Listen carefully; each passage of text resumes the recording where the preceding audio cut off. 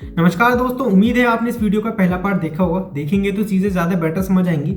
हम लोग बात कर रहे थे कि कैसे वारी एनर्जीज इंडिया को चाइना की सोलर मोनोपोली से बचा सकती है।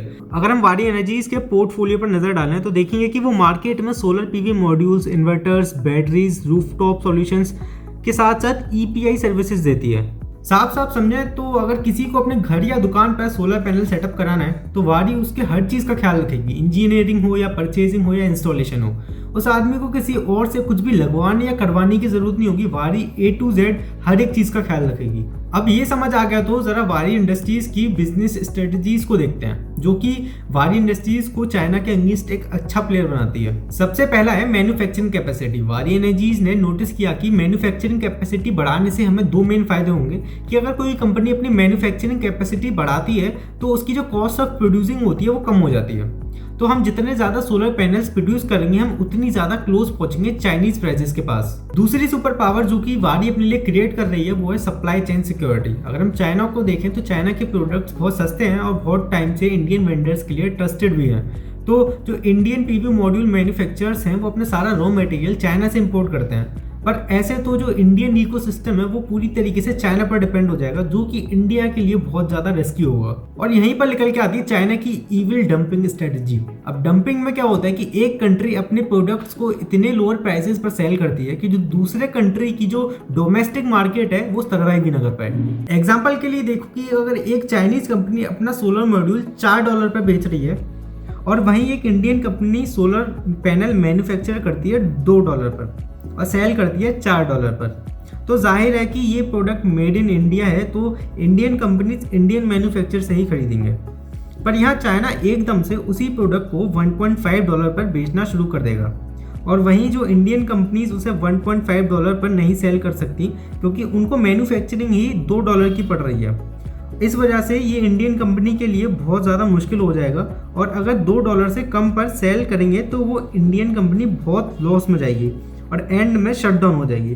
पर उस कंपनी के शट डाउन होने के बाद चाइना सप्लायर फिर से अपने प्राइस $4 कर देगा ताकि वो अपने प्रॉफिट को फिर से बना सके, और इसे ही कहते हैं डंपिंग। और इसलिए वारी बड़े स्टेप्स ले रहा है कि सोलर सप्लाई चेन के सारे एलिमेंट्स इंडिया में ही बनाए जाए। वो इसके अंदर सब कुछ प्रोड्यूस करेंगे, ingots, wafers, solar cell, solar modules. अगर वारी जो है वो इस सप्लाई चेन को इंडिया में क्रिएट करने में सक्सेसफुल हो जाती है तो इंडियन सोलर मार्केट में चाइना की जगह पर वारी की मोनोपोली बन सकती है। और शायद जब मोदी गवर्नमेंट को इस चीज़ का फील होगा कि इंडिया के पास इनफ कैपेसिटी है इनगट्स मैन्युफैक्चर करने की, तो वो बहुत ही ज़्यादा इंपोर्ट ड्यूटीज़ बढ़ा देगी चाइनीज़ प्रोडक्ट्स पर, और यहाँ पर जो है ना चाइना के लिए बहुत ज़्यादा मुश्किल हो जाएगा इंडियन मार्केट में एंटर करना। वारी की तीसरी सुपर पावर है डिस्ट्रीब्यूशन सिस्टम। वारी ने पूरे इंडिया में 388 फ्रेंचाइजीज खोली हुई हैं जिससे वो इंडिया के एक एक कोने तक पहुँच सकें। और लास्ट है टेक्नोलॉजी। वारी एनर्जीज के पास वो टेक्नोलॉजी है जो कि हमारे इंडियन और इंटरनेशनल दोनों कॉम्पिटिटर्स से बेटर है, जिससे कि कंट्री में किसी के भी पास भी फ्लेक्सिबिलिटी नहीं है। वहीं वारी सोलर पैनल्स को किसी भी शेप में फिट कर सकता है। लो लोड बियरिंग रूफ हो या डोम शेप रूफ हो या फैब्रिक स्ट्रक्चर हो, वारी के पास वो टेक्नोलॉजी है जो कि किसी भी सरफेस पर एडेप्ट हो सकती है। तो वारी ने मैन्युफैक्चरिंग कैपेसिटी बढ़ाई है ताकि वो चाइना के प्राइस के पास पहुंच सके और खुद की सप्लाई चेन क्रिएट की है ताकि चाइना पर डिपेंड ना होना पड़े। और इसके साथ वो यूज़ कर रहे हैं अपना फ्रेंचाइज नेटवर्क ताकि वो इंडिया के एक एक कोने तक पहुंच सकें।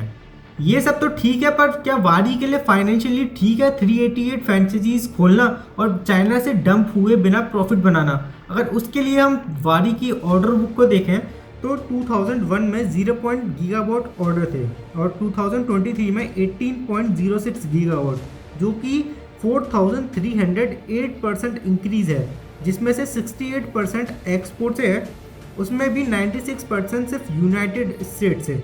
इसका रीज़न है एक ग्लोबल ट्रेंड चाइना +1 स्ट्रेटजी, जहां सारी कंट्रीज चाइना से अपनी डिपेंडेंसी हटाना चाहती हैं तो यूएस और बाकी कंट्रीज चाइना से अपने इंपोर्ट्स कम कर रहे हैं और बाकी कंट्रीज से इंपोर्ट्स बढ़ा रहे हैं, स्पेशली इंडिया से।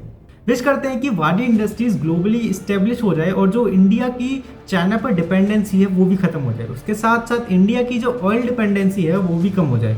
पर फिर भी बहुत सारी मुश्किलों का सामना करना है वारी इंडस्ट्री को। उम्मीद है वो उन सबको पार करके कामयाब हो।